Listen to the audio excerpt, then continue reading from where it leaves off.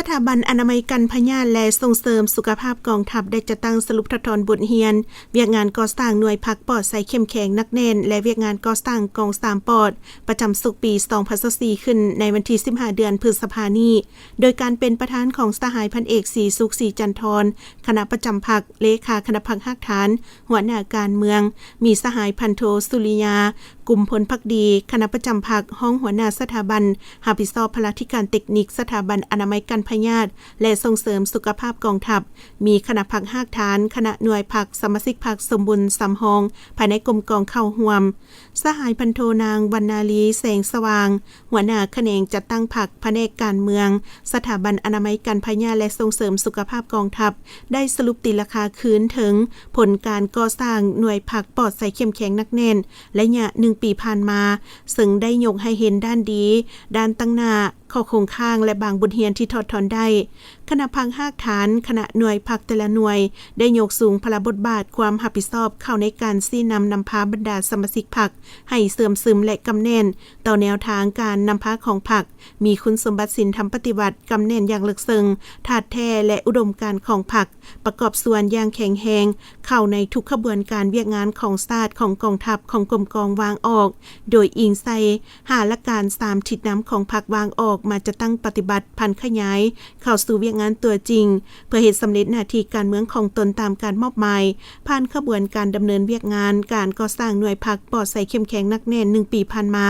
โดยอิงใส่หามาตรฐานเงื่อนไขของพรรควางออกคณะพรรคคันเทิงได้ตกลงยั่งยืนหับห้องเป็นหน่วยพรรคปอดใส่เข้มแข็งนักแน่น9หน่วยพรรค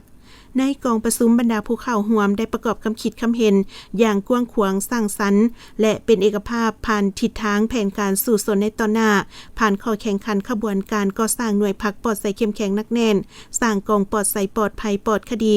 สำหรับปี2025-2030พร้อมทั้งได้จัดตั้งมอบใบยั่งยืนหน่วยพรรคปอดใส่เข้มแข็งนักแน่นให้9หน่วยพรรคและมอบใบยั่งยืนกอง3ปอดใสปลอดภัยปลอดคดีประเภทหนึ่งที่สามารถบรรลุคาดหมายทั้ง9หน่วยพรรคตื่มอีกสหายพันเอกศรีสุขศรีจันทร์ได้แสดงความย่องเยาสมเสยต่อผลสำเร็จด้านต่างๆที่บรรดาหน่วยพรรคสมาชิกพรรคย่านมาได้ระยะผ่านมาและเน้นหนักให้ยกสูงสติด้านการเมืองแนวคิด